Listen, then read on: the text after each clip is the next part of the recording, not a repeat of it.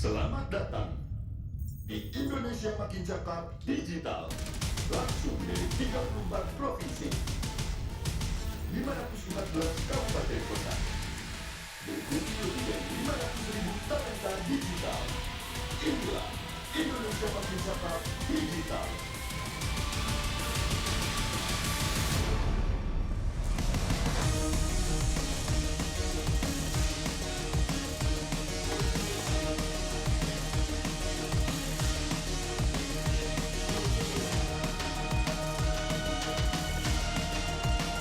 Saya luncurkan program literasi digital nasional hari ini.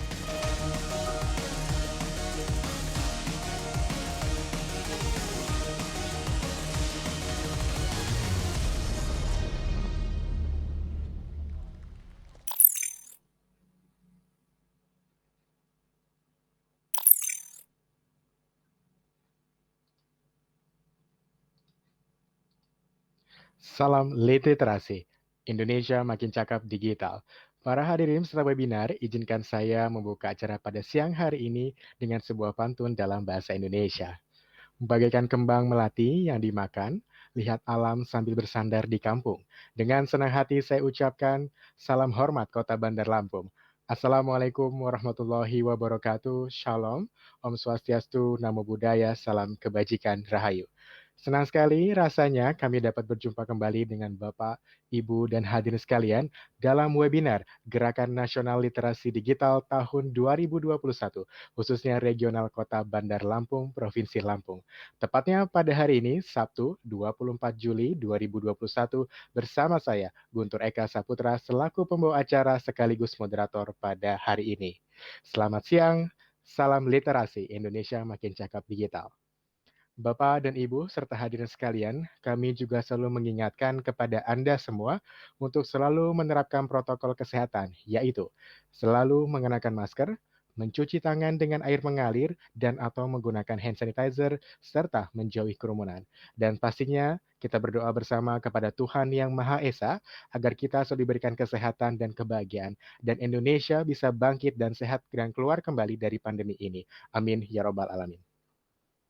Izinkan kami menyapa yang sudah bergabung dalam kegiatan ini. Kami ucapkan selamat bergabung dan selamat datang kepada yang terhormat Dirjen Aptika Kementerian Komunikasi dan Informatika Republik Indonesia, Bapak Samuel Abrijani Panggerapan.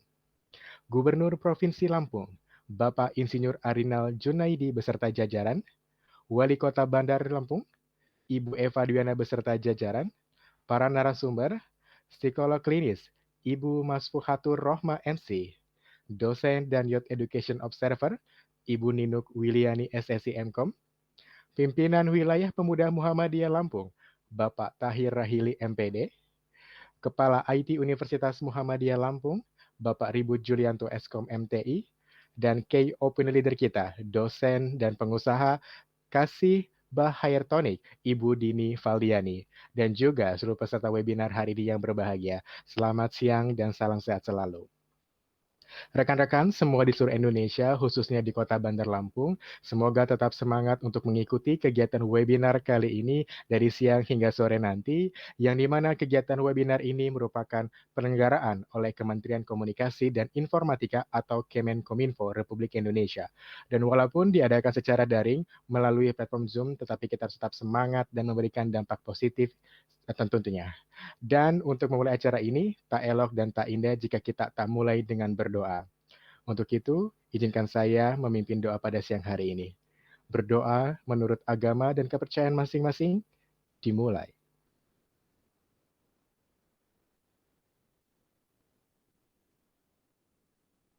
Berdoa selesai.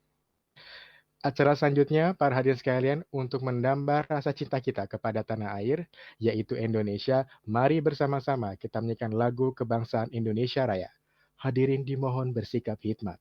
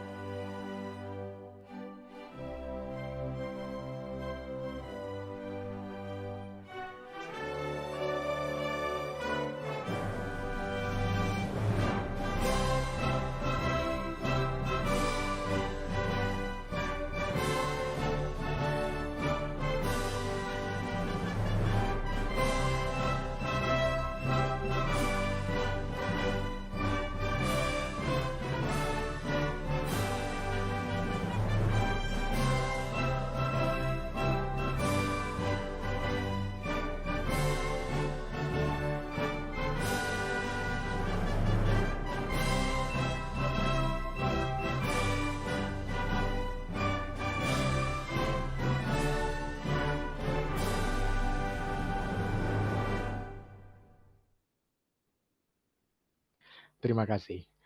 Para hadirin sekalian, pada hari ini kita tergabung dalam webinar literasi digital dengan tema bijak berkomentar di ruang digital dan kami harap untuk tetap semangat hingga akhir acara nanti. Selanjutnya kita akan mendengarkan bersama sambutan keynote speech dan juga sekaligus pembukaan acara webinar kali ini kepada Dirjen Aptika Kementerian Komunikasi dan Informatika Republik Indonesia, Bapak Samuel Abrijani Pangerapan. Dipersilakan. Pastikan kita selalu menerapkan protokol kesehatan dengan menggunakan masker, menjaga jarak, dan selalu cuci tangan. Assalamualaikum warahmatullahi wabarakatuh. Salam sejahtera bagi kita semua. Om Swastiastu, Namo Buddhaya, salam kebajikan. Rekan-rekan yang saya hormati, puji syukur kita panjatkan kehadiran Tuhan Yang Maha Esa. Atas berkat dan rahmatnya, kita dapat berkumpul secara virtual dalam keadaan sehat di tengah situasi pandemi COVID-19. Semoga kita semua senantiasa dilimpahi dengan kesehatan dan damai sejahtera dalam upaya kita melawan pandemi COVID-19. Menjadi kebanggaan tersendiri bagi saya untuk membuka acara ini, di mana acara ini merupakan sebuah kegiatan yang diadakan oleh Kementerian Kominfo bekerjasama dengan Cyber Kreasi di bawah kerangka program literasi digital.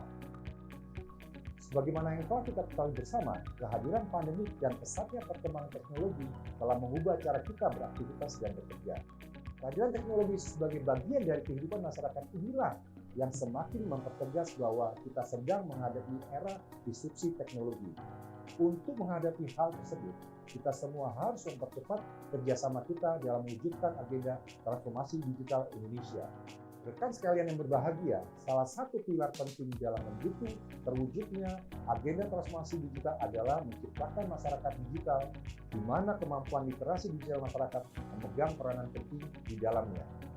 Sebagai tingkat paling dasar, kemampuan literasi digital merupakan kemampuan yang paling krusial dalam menghadapi perkembangan teknologi saat ini untuk mewujudkan masyarakat Indonesia yang tidak hanya mengenal teknologi, namun juga cermat dalam menggunakannya. Pada tahun 2020, Kementerian Kominfo bersama Kata Data melakukan survei status literasi digital nasional mengacu pada kerangka literasi digital milik UNESCO.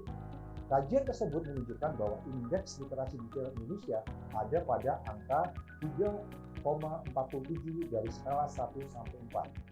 Di mana hal itu menunjukkan bahwa indeks literasi digital kita hanya ada pada sedikit di atas tingkat sedang, namun belum mencapai tingkat baik. Untuk mencapai tingkat literasi yang baik, pemerintah tidak dapat bekerja sendiri. Kementerian Kominfo bersama Cyber Kreasi dan berbagai stakeholder terus berupaya mengadakan berbagai kegiatan untuk meningkatkan kemampuan literasi digital masyarakat Indonesia, dan salah satunya adalah yang sedang rekan-rekan sekalian ikuti sekarang. Rekan-rekan yang saya hormati, dalam menghadapi perkembangan teknologi yang sangat cepat, literasi digital merupakan kunci dan fondasi utama harus kita semua miliki.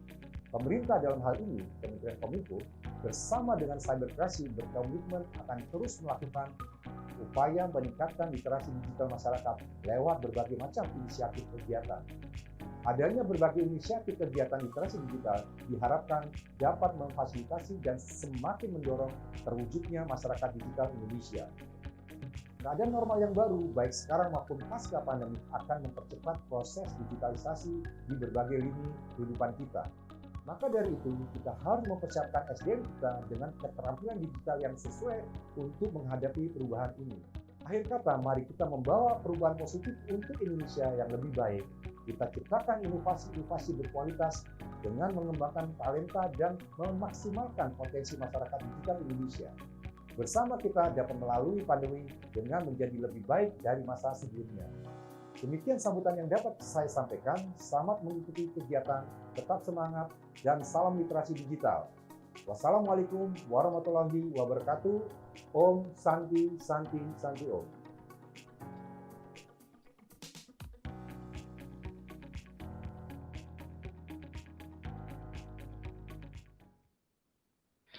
Terima kasih kepada Bapak Samuel Abrijani Pangerapan. Bapak dan Ibu dan serta hadirin sekalian peserta webinar kali ini, sebentar lagi kita akan mendengarkan bersama-sama pemaparan dari 4 narasumber kita yang akan memaparkan dari 4 pilar literasi digital di tahun 2021 ini. Dan sebelumnya saya akan mengingatkan juga kepada para peserta untuk jangan lupa follow Instagram di @siberkreasi karena banyak sekali informasi menarik di sana yang dapat diikuti dan juga di-follow oleh teman-teman semua. Dan jangan lupa apabila ingin mengikuti atau menonton lagi video-video dari Siberkreasi, maka dapat subscribe dan juga bisa menonton webinar lainnya pada channel Siberkreasi. Dan bagi Bapak dan Ibu serta hadirin sekalian di webinar ini, apabila ingin melakukan pertanyaan kepada para narasumber, maka bisa menuliskan pertanyaannya di kolom chat. Kenapa? Karena nanti banyak hadiah sekali apabila Bapak dan Ibu memiliki pertanyaan yang ada di yang ada di dalam kegiatan webinar kali ini. Dan pada tema kita kali ini yaitu adalah tentang bijak komentar di ruang digital.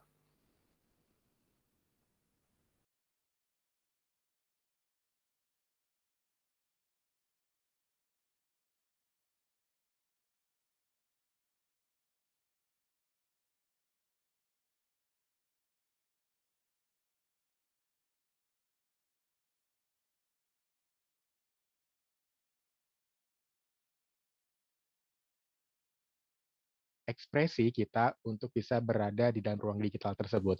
Dan menurut KBBI, komentar ini adalah sebagai ulasan atau tanggapan atas berita atau pidato dan sebagainya. Sedangkan menurut Undang-Undang Nomor 39 Tahun 1999 pada pasal 22 ayat 3 bahwa tentang hak asasi manusia ini menjamin bahwa setiap orang memiliki kebebasan untuk mempunyai, mengeluarkan dan menyebarluaskan pendapat. Tapi apakah kita hanya saja mengeluarkan pendapat tanpa memikirkan bagaimana caranya atau menyakiti perasaan orang lain, tapi kita harus bisa tetap menerapkan norma atau nilai-nilai dari hal tersebut. Yang dimana bahwa di dunia digital ini berarti otomatis kita diatur atau dikontrol dengan yang namanya Undang-Undang ITE atau Teknologi Informasi dan Transaksi Elektronik, yang dimana pada nomor 11 tahun 2008 yang memperbarui dari undang-undang yang sudah diperbarui, yaitu ada undang-undang pada nomor 19 tahun 2016. Seperti itu. Dan sebelum saya masuk kepada sesi pembicara berikutnya, maka saya akan berbincang terlebih dahulu dengan key opinion leader kita yang sudah hadir bersama kita melalui platform Zoom ini, yaitu adalah dosen juga, ini sahabat karir berarti kalau dosen ya, dan juga pengusaha dari Kasih Bahertonik, yaitu Ibu Dini Valdiani, tapi saya izin memanggil dengan Mbak Dini ini. Assalamualaikum, selamat siang Mbak Dini. Waalaikumsalam, selamat siang Mas. Iya, bagaimana kabarnya Mbak Dini ini ya dalam kegiatan ini kira-kira?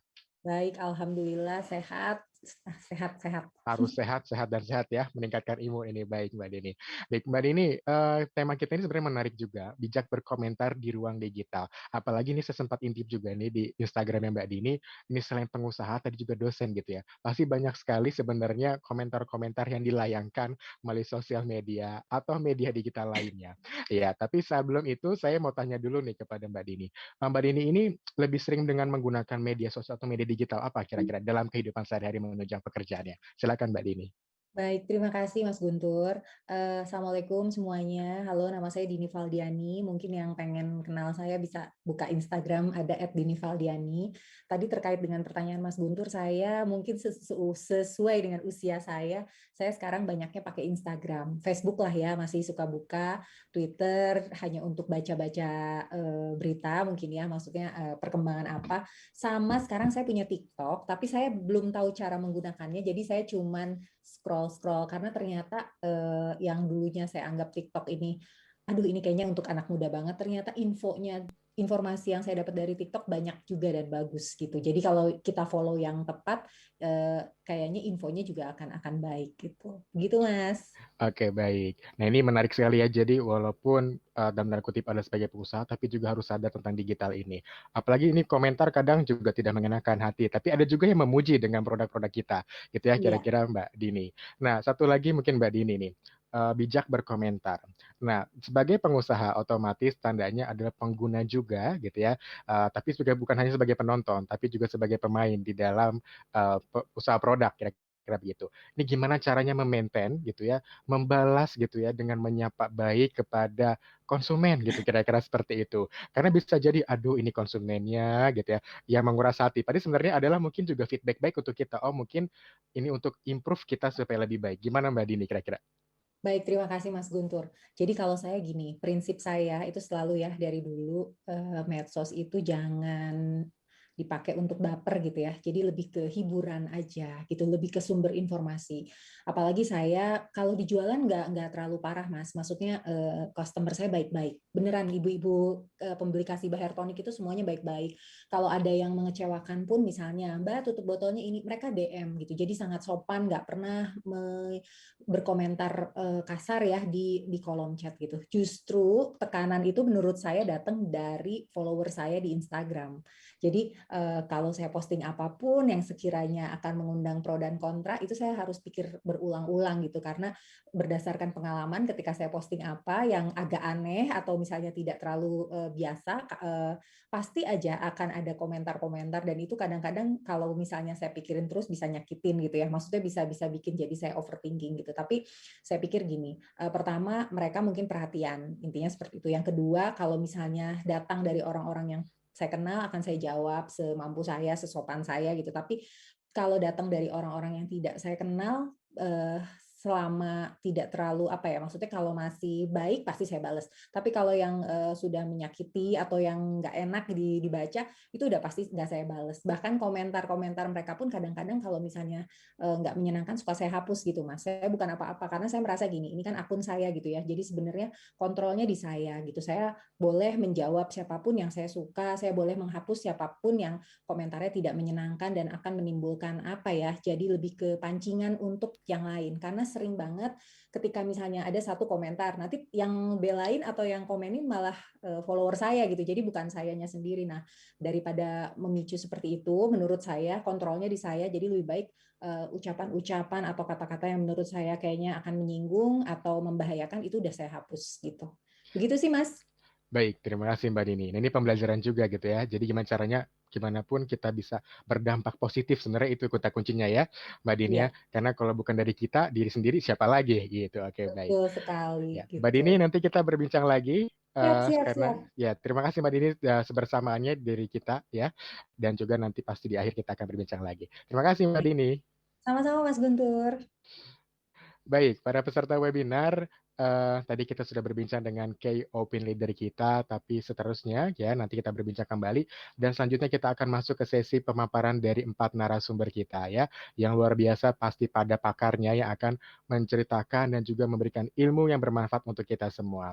Tapi sebelumnya izinkan saya juga untuk membacakan tata tertib selama acara webinar berlangsung ini. Ya, yang dimana bahwa peserta sudah dapat bergabung Zoom meeting ini 30 menit sebelum acara dan kami mengucapkan terima kasih sekali atas antusiasnya dan kesabarannya dan hingga sampai bisa di-admit di platform Zoom ini. Dan demi keamanan bersama, peserta yang diizinkan masuk ke webinar adalah peserta yang sudah mendaftar melalui link pendaftaran. Kenapa? Karena pada link pendaftaran tersebut terdapat token yang dimana token tersebut bisa digunakan untuk menjawab pretest dan juga proses serta mengunduh e-sertifikat yang akan didapatkan dan dikirimkan melalui email teman-teman semua. Dan sebagai wujud ketertiban, peserta harus menyesuaikan nama akun Zoom dengan format sebagai berikut, yaitu nama peserta diikuti oleh nama instansi. Dan peserta diharapkan untuk mematikan mikrofon dan menyalakan kamera atau on-cam selama acara berlangsung. Dan mikrofon nanti akan diizinkan oleh tim panitia ketika mungkin pada saat sesi tanya jawab ya. Jadi teman-teman yang terpilih akan langsung mengutarakan pertanyaan kepada narasumber. Dan apabila ingin menyampaikan pertanyaan, nah yang paling penting ya pada sesi tanya jawab ini, silakan dapat menuliskan pada kolom chat tentunya dengan format nama, nah yang pasti nama teman-teman semua ya, kemudian pertanyaan, nama narasumber, kemudian pertanyaannya apa, dan diikuti oleh nomor handphone. Dan pastikan nomor handphonenya terdaftar pada e-wallet seperti OVO, GoPay, atau Dana, dan sebagainya. Jangan sampai tidak terdaftar di e-wallet, karena nanti pasti akan hangus dan sayang sekali. Ya, nanti jadinya bukan rezeki teman-teman ya. Jadi pastikan nomor handphonenya tidak terdaftar semua di e-wallet. Dan kemudian peserta diharapkan mengikuti seluruh rangkaian acara dengan hikmat dan tertib, dan seluruh rangkaian acara akan direkam dan disimpan oleh panitia sebagai bentuk untuk pertanggungjawaban. Untuk itu, mari saja kita mulai ya, ambil kayu dan cancel yuk kita mulai. Baik, Bapak dan Ibu hadirin sekalian, izinkan saya menyapa terlebih dahulu 4 narasumber yang sudah bergabung pada platform Zoom ini. Yang pertama itu adalah Ibu Masfuhatur Rohmah, MC. Mohon maaf Ibu kalau saya salah sebut nama. Assalamualaikum Ibu, selamat siang. Selamat siang Mas Guntur, bisa dipanggil dengan Fuka saja. Oh baik Ibu Fuka, mohon izin ya Bu Daripada ya, saya susah panggil ya. Ibu Fuha. Baik. Apa Ibu nanti kabar saya Mas akan kembali Guntur? dengan Ibu nanti. Saya izin menyapa para narasumber yang lainnya terlebih dahulu. Dan Baik, selanjutnya yang bergabung juga adalah Ibu Ninuk Wiliani SSC MIKOM. Selamat siang Ibu Ninuk. Selamat siang Mas Guntur, Iya, bertemu sehat-sehat ya. kembali lagi. Ini sehat ya Ibu Ninuk ya? Iya, Baik, alhamdulillah. alhamdulillah. Ya, selanjutnya yaitu adalah saya akan menyapa Bapak Tahir Rahili MPD. Selamat siang Pak Tahir. Selamat siang Mas Guntur, Assalamualaikum. Waalaikumsalam Pak. Tetap semangat ya Pak ya, walau siang hari ini. Baik, Semangat. semangat. Selanjutnya yaitu adalah Bapak Ribut Julianto Eskom MTI. Halo, Assalamualaikum, selamat siang Pak. Pak Juli. Selamat siang Mas Guntur. Oke, siap. Nah, ini yang paling sibuk saat ini ya, dari awal pandemi pasti di universitasnya. Baik, nanti kita akan bersambung lagi Pak Juli. Baik, para hadirin sekalian, sekarang kita akan mulai sesi pemaparan dari presentasi narasumber. Yang pertama yaitu ada tentang digital ethics atau etika digital ya, dan di mana tema ini juga sangat luar biasa sekali, yaitu adalah bijak berkomentar di ruang digital. Nah, ini kaitannya sangat penting dengan etika pastinya, gimana cara kita berkomentar tanpa menyakiti orang lain, tapi bisa saling membantu ya satu sama lain. Ya, ini adalah seorang psikologi klinis yang tadi disampaikan oleh, panggil saja Ibu Fuha. Ya, Assalamualaikum, salam kenal Ibu Fuha. salam kenal Mas Guntur, Waalaikumsalam warahmatullahi Baik, wabarakatuh. nah kalau bicara dengan orang psikologi itu adem gitu ya, tenang gitu bawaannya. Baik, Ibu Fuha mohon izin, kira-kira kegiatannya apa saja nih Ibu Fuha selama pandemi ini? Kegiatan selama pandemi ini lebih banyak WFH ya, karena di Depok juga PPKM darurat gitu. Jadi tempat praktek pribadi saya sementara ini hanya melayani online. Kemudian juga mengajar sudah selesai. Jadi ini mahasiswa sedang persiapan UAS dan masih menemani 2 remaja anak saya, 17 tahun dan 12 tahun. Baik, Ibu Fuha, untuk itu sudah siap dengan pemaparan materinya. Untuk itu 20 menit, dipersilakan. Baik, terima kasih banyak. Saya izin share screen ya, Mas Guntur. Siap, Ibu.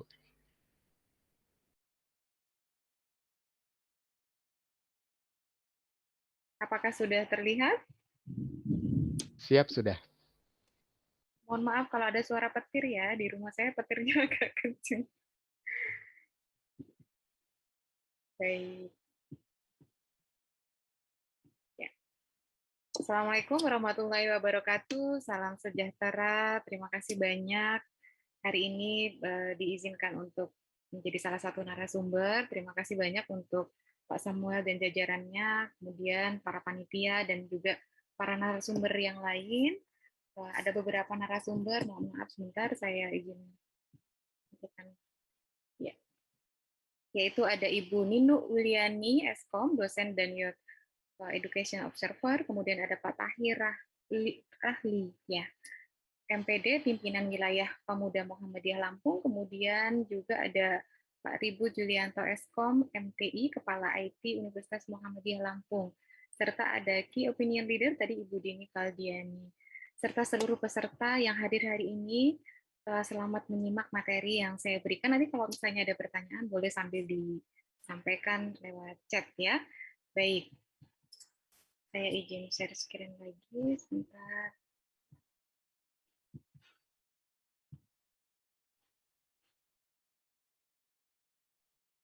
Ya, hari ini temanya bagus sekali ya, bijak berkomentar di ruang digital. Tema besar ini menjadi highlight gitu ya buat kita semua yang hadir hari ini. Mudah-mudahan setelah materi dari para narasumber hari ini, kemudian juga diskusi dari moderator dan Bu Vidi sebagai key opinion leader gitu ya, kita semua menjadi semakin bijak berkomentar gitu ya, khususnya di ruang digital. Nah, hari ini saya bertugas untuk menyampaikan tentang interaksi online nyaman, kikis ujaran kebencian. Nah, ini sebenarnya kalau dengar ujaran kebencian, dari kata benci saja itu rasanya sudah nggak enak ya didengarkan gitu. Jadi pasti rasanya nggak nyaman gitu kalau sudah mendengar kata benci. Nah, supaya kita bisa tahu lebih banyak, mari kita simak materi untuk berikutnya ini. Kasus ujaran kebencian di Indonesia sejak tahun 2018 sampai 2021 itu ada 3.640 ujaran kebencian berbasis SARA. Nah, ini disampaikan oleh juru bicara kementerian. Mas Dedi Permadi ya, disampaikan bahwa ada 3.640, banyak sekali gitu. Dan SARA ini sangat sensitif sekali ya, apalagi di tengah kondisi pandemi seperti sekarang ini. Kalau kita lihat di kondisi pandemi ini dengan banyaknya kasus, meningkatnya kasus meninggal, baik yang positif gitu ya, meskipun juga ada yang sembuh gitu, tapi artinya yang positif lebih banyak gitu ya, yang meninggal juga banyak. Mungkin Bapak Ibu sekalian dan seluruh peserta yang lain melihat di grup-grup WA ya banyak kabar duka gitu ya. Rasanya kalau misalnya masih ada ujaran kebencian berbasis SARA itu sangat memprihatinkan. Karena hendaknya di situasi yang seperti sekarang ini kita bisa saling dukung, saling support begitu ya, sehingga menguatkan satu sama lain. Nah, selain itu gitu ya banyak sebenarnya yang terjadi di dunia maya akhir-akhir ini. Bahkan untuk anak-anak gitu ya, mereka juga sudah mulai tahu gitu ya dan bahkan melakukannya gitu. Bagaimana memberikan ucapan yang tidak enak, kemudian berkomentar yang menyakitkan ke akun-akun temannya atau bahkan gurunya, sekolahnya gitu ya. Itu banyak sekali juga saya lihat dari cerita-cerita dari orang tua, kemudian anak saya sendiri juga cerita bahwa kejadian seperti itu ternyata kok sekarang tambah banyak ya gitu. Padahal ini kita sedang prihatin gitu ya di masa pandemi ini dan sepertinya karena justru semua serba online gitu ya, kesempatan untuk scroll gitu ya, melihat media sosial, cari informasi, mendapatkan informasi itu semakin luas. Nah, hari ini saya akan menyampaikan 3 materi utama. Yang pertama adalah tentang etika, etika berinteraksi di dunia maya, kemudian menyikapi ujaran kebencian, dan juga toleransi.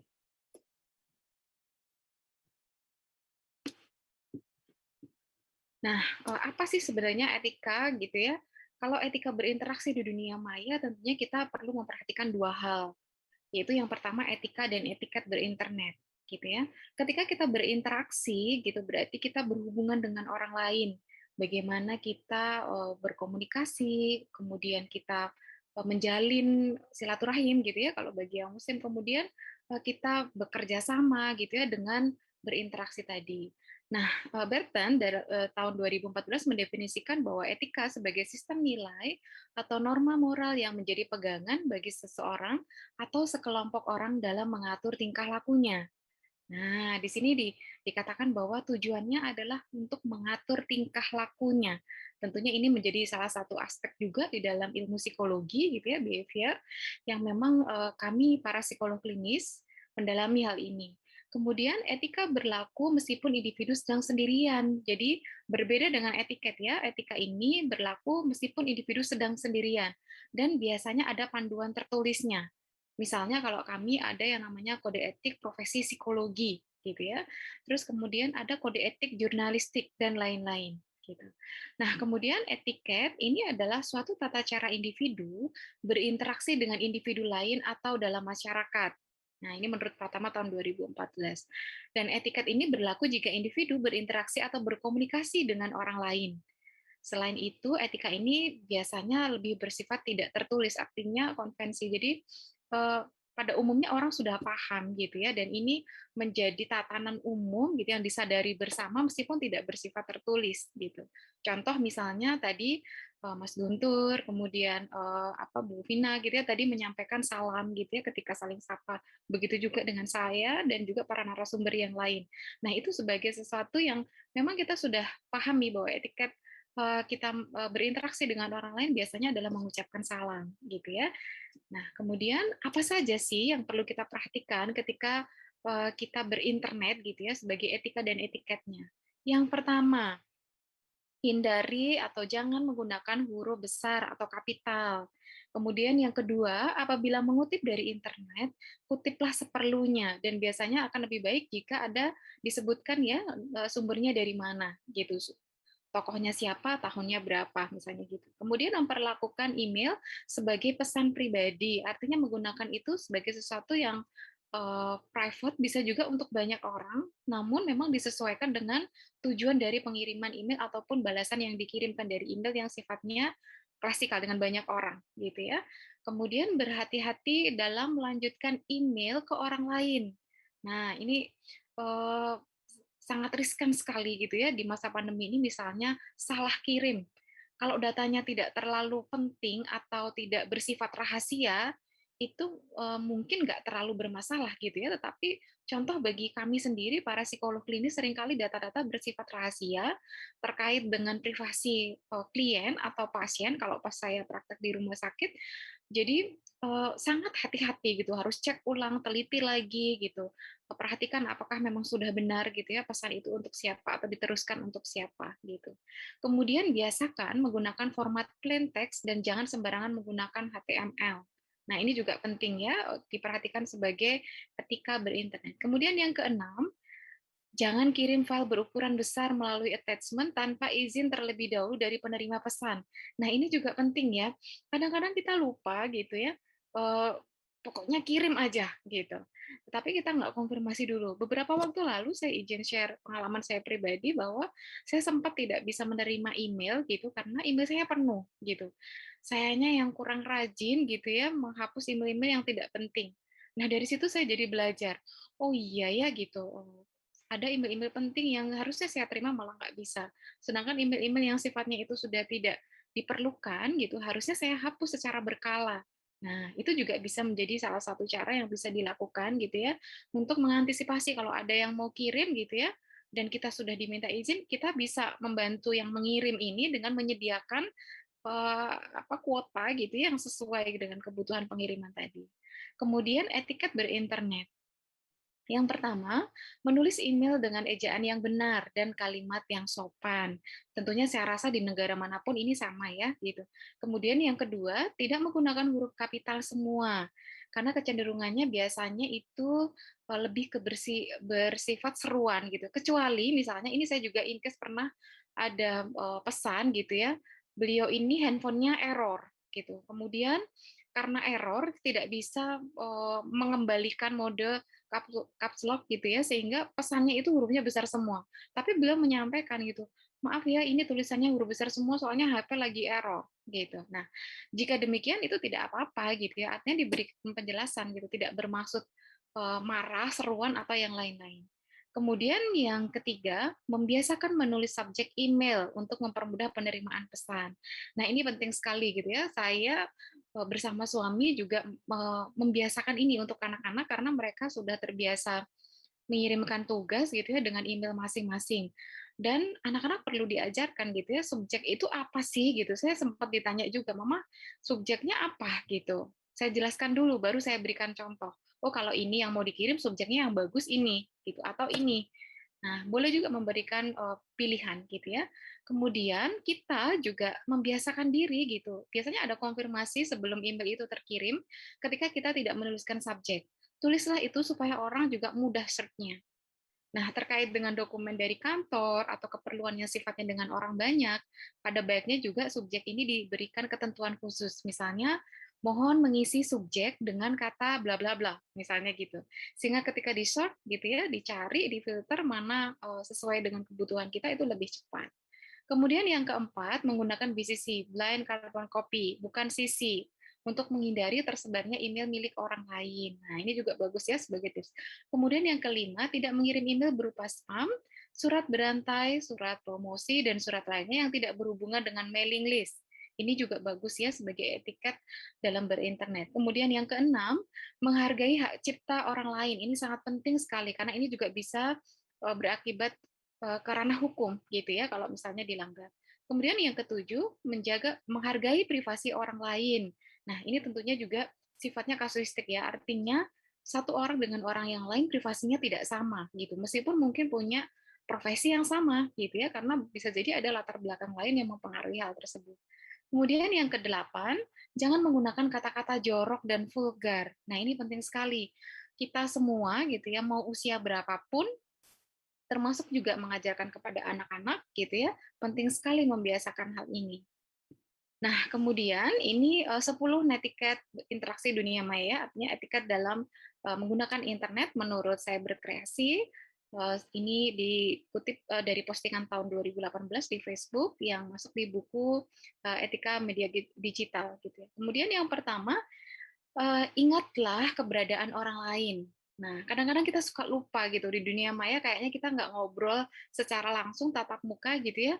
Bisa jadi kita khilaf gitu ya, lupa gitu bahwa oh iya ya ini kan nanti akan dilihat orang lain gitu. Ada orang lain yang mengamati. At least setidaknya ya orang-orang yang follow gitu ya. Kalau misalnya kita buat itu modenya adalah private misalnya gitu. Kemudian yang kedua, taat kepada standar perilaku online yang sama kita jalani dalam kehidupan nyata gitu. Jadi ada hal-hal yang sifatnya kita biasa lakukan di kehidupan nyata juga bisa kita terapkan. Contoh seperti tadi mengucap salam gitu. Saya termasuk yang cukup sering untuk share di WA status gitu. Biasanya saya pagi gitu ya menyapa para pembaca status saya dengan salam gitu ya, kemudian memberikan semangat dan juga serta doa, apalagi dalam situasi seperti ini ya, itu boleh kita lakukan bersama gitu. Meskipun tidak bermaksud apa ya, menunjukkan doa di status gitu, tapi artinya kadang-kadang itu menguatkan orang lain. Dan seringkali pasien saya, kolega saya gitu ya, japri ke saya mereplay doa tersebut dan ikut mendoakan gitu. Akhirnya ada juga yang curhat gitu. Nah, jadi mudah-mudahan status-status gitu ya tidak berdampak negatif tapi justru mendatangkan hal yang positif untuk yang membaca. Kemudian yang ketiga, berpikir dulu gitu ya sebelum berkomentar. Nah, ini juga sangat perlu hati-hati. Saya pernah ada pasien gitu ya yang cerita gitu dan juga ada peserta webinar yang pernah saya berikan materi gitu ya, bertanya. Dia pernah mengomentari temannya di situasi pandemi ini gitu ya, dia bermaksud menguatkan temannya gitu. Tetapi ternyata apa yang diterima? Ternyata temannya ini yang sedang sakit saat itu justru salah paham, menganggap teman yang mengatakan sabar ya, semangat ya gitu, insya Allah nanti sembuh, itu dianggap sebuah kesombongan. Nah, akhirnya yang bersangkutan ini bertanya ketika webinar dan ketika konsul dengan saya itu, sebenarnya apa sih kalimat yang bisa disampaikan gitu ya kalau kita mendengar orang yang memasang atau membaca gitu ya, orang yang memasang status misalnya gitu, dia sedang sakit dan dia sedang berobat misalnya gitu. Kalimat apa yang bisa diucapkan? Itu penting sekali ya kita ketahui gitu. Kita bisa Mohon izin, jadi Ibu sudah Fuka. berniat baik tapi Ya, kurang tepat. Ya? mohon izin Ibu Fuka 5 menit lagi, Ibu. Oh iya, baik, saya akan lebih cepat. Yang keempat, hormati waktu dan bandwidth orang lain. Kemudian yang kelima, gunakan bahasa yang sopan dan santun. Nah, kemudian yang keenam, bagilah ilmu dan keahlian. Ini boleh juga di-share gitu ya ke akun kita atau ke tadi ya contoh misalnya saya menggunakan WA status, bisa juga di-share. Kemudian menjadi pembawa damai dalam diskusi yang sehat. Kadang-kadang kalau misalnya ada rapat virtual gitu ya secara daring gitu ya, kita perlu sekali gitu membawa energi positif gitu dengan berdiskusi yang sehat.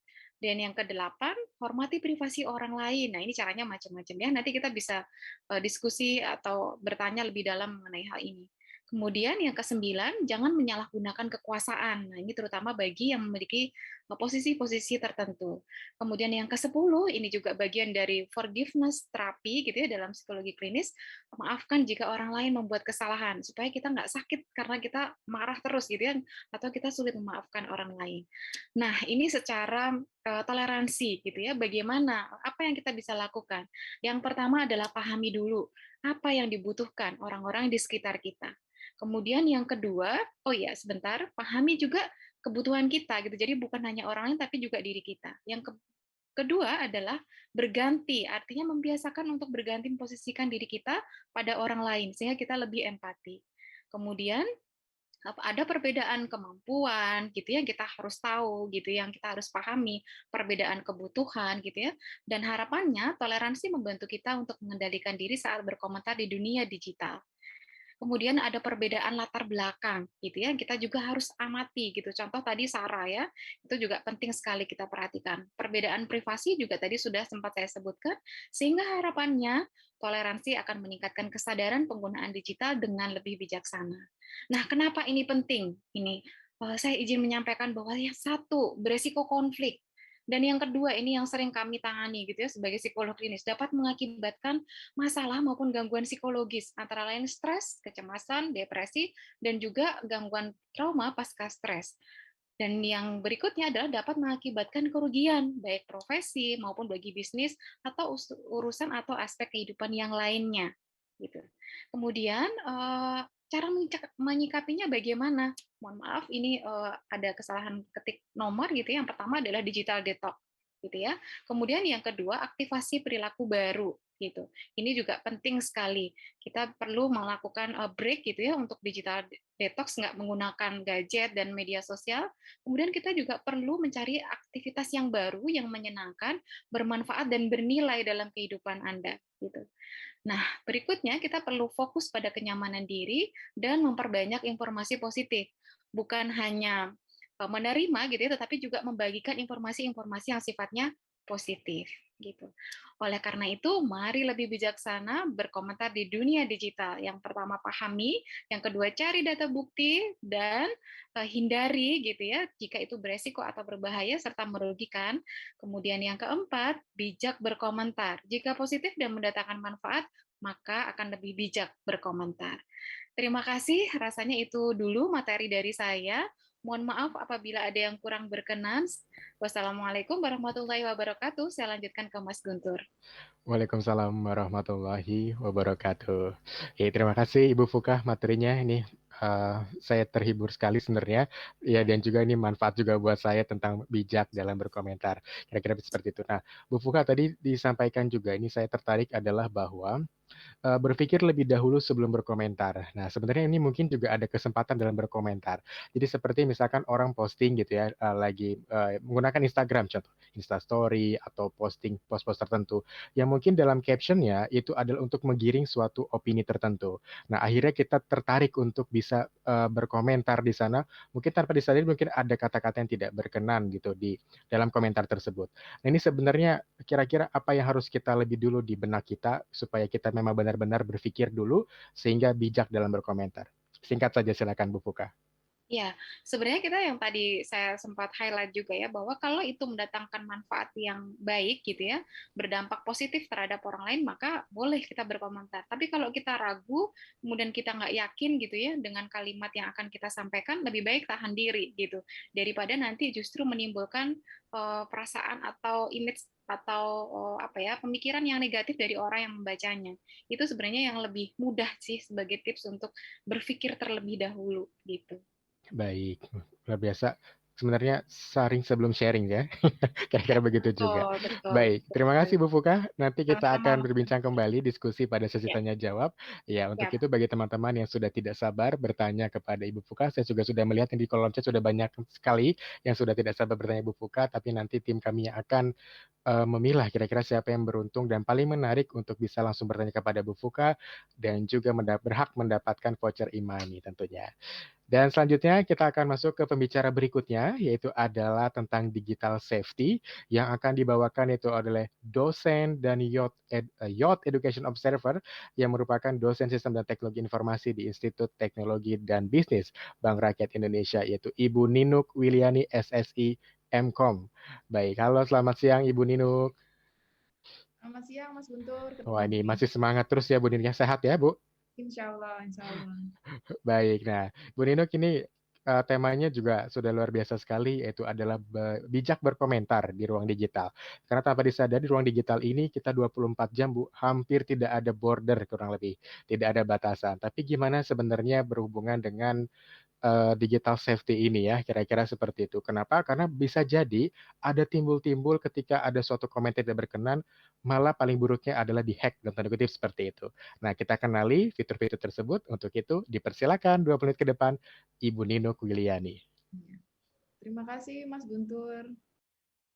Oke, ini saya izin share ya.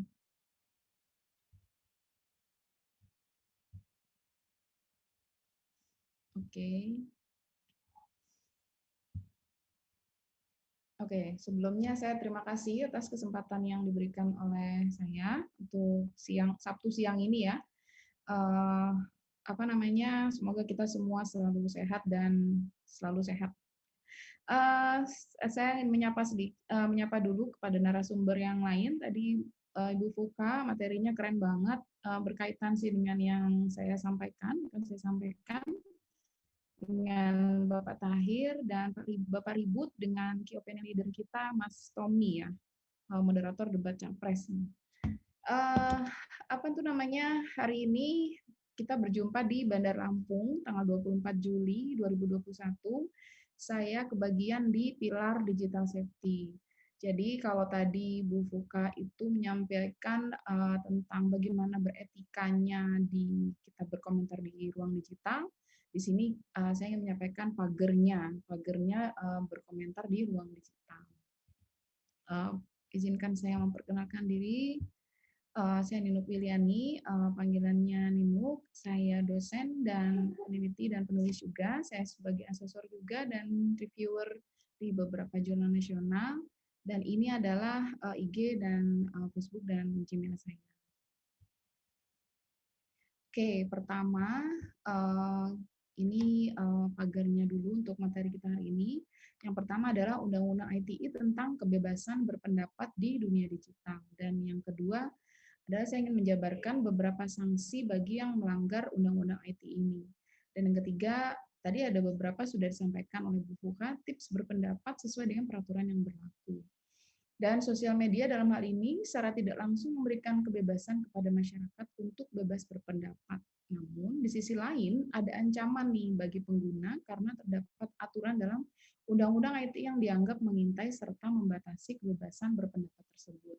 Jadi kita bebas mengeluarkan pendapat, tapi kita juga harus tahu bahwa orang lain pun juga bebas mengeluarkan pendapat dan menerima pendapat kita itu baik atau benar. Jadi kita harus hati-hati, jadi bebas tapi bersyarat gitu ya.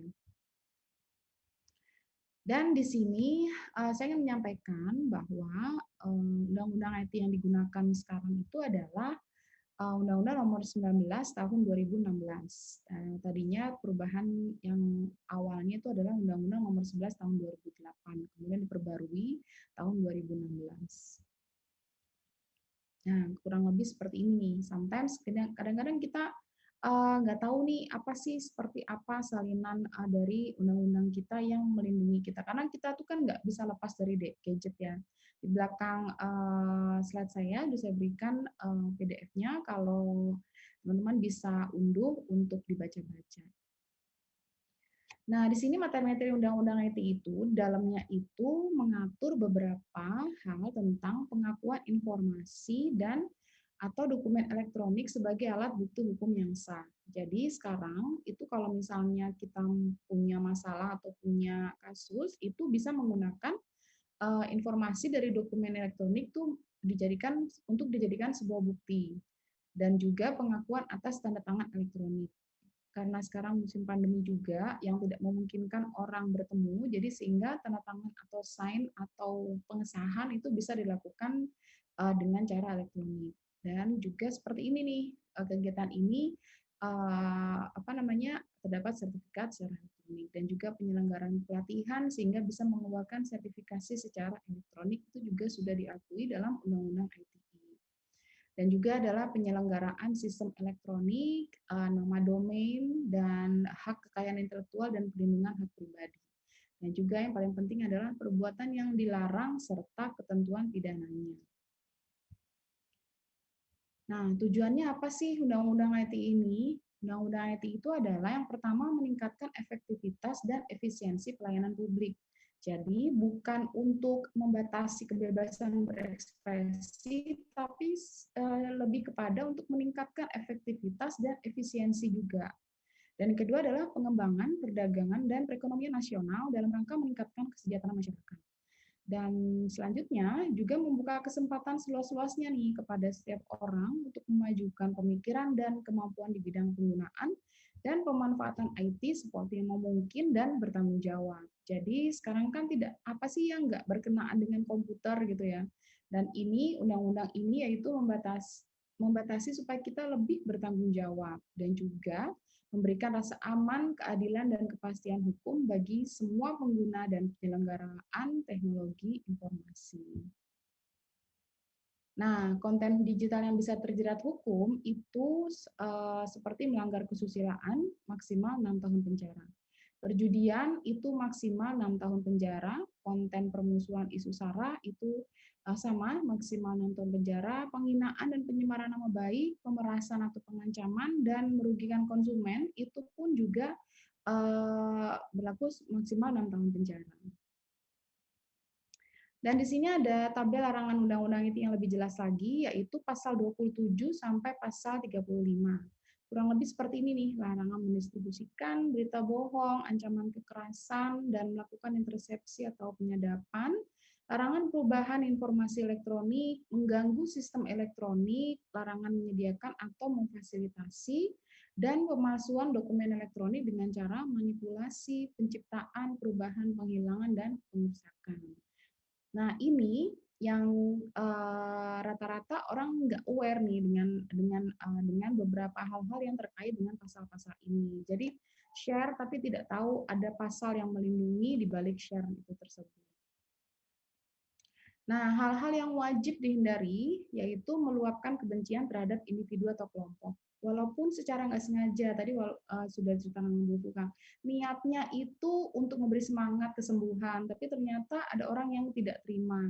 Nah, itu juga ada, kalau misalnya orang itu tidak menerima dan ingin mengklaim sesuatu bahwa itu merugikan, itu bisa saja.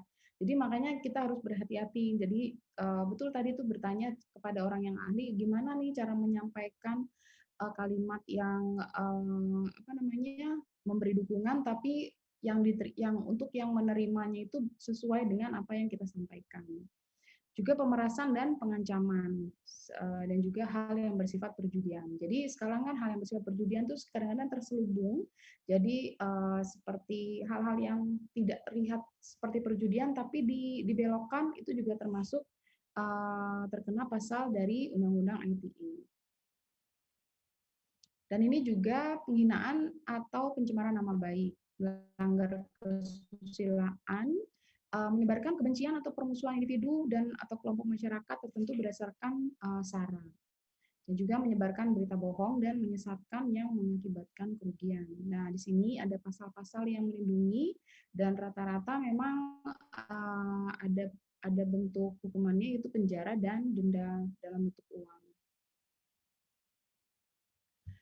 Oke, pantang dilakukan di media sosial. Yang pertama adalah memulai konflik, gitu ya. Jadi nggak sengaja kadang-kadang nih nyeplos satu kalimat, tiba-tiba ada yang seperti tadi kita ya, satu kalimat tapi yang membela orang lain gitu kan, itu kan berarti memulai konflik, dan itu langkah yang bagus sih, menghapus kalimat yang sekiranya memulai konflik. Curhat masalah pribadi, ini sih yang paling banyak sering dilakukan ya. Lagi sedih, lagi curhat masalah pribadi dicantumin di status sehingga semua orang bisa baca. Sebaiknya dikurangin kegiatan-kegiatan seperti ini karena kurang bermanfaat ya bagi orang lain juga. Jadi orang lain jadi tahu masalah kita. Jadi sebaiknya orang lain tahunya kita happy aja gitu ya. Mengejek menyebut nama. Nah, mengejek menyebut nama juga apalagi nih kalau namanya yang tersebut itu tidak terima dan orang itu bisa menuntut kita, itu kita bisa terkena pasal pencemaran nama baik. Mengejek tanpa menyebut nama, walaupun tanpa menyebut nama tapi menyindir orang yang tidak tahu apa-apa jadi terkena, itu pun juga bisa terkena pasal menyebarkan nama baik. Berbagi foto pesta gila-gilaan itu juga, dan bersikap terlalu ekstrim. Kadang-kadang foto-foto video-video yang kegiatan yang terlalu ekstrim yang dianggapnya kita jagoan nih kalau kita bisa lakukan ini, tapi itu bisa berbalik terhadap kita kalau orang lain nggak terima. Membajak akun media sosial orang lain, ini juga termasuk pelanggaran Undang-Undang ITE pasal 33 ayat 1 dan pasal 48 ayat 1. Dan juga teror melalui chat gitu. Jadi kalau misalnya ada orang lain yang melakukan teror terhadap kita, kita bisa screenshot chat tersebut dan kita bisa lakukan pelaporan sehingga orang tersebut bisa terkena pasal 29 dan pasal 45B Undang-Undang 19 tahun 2016.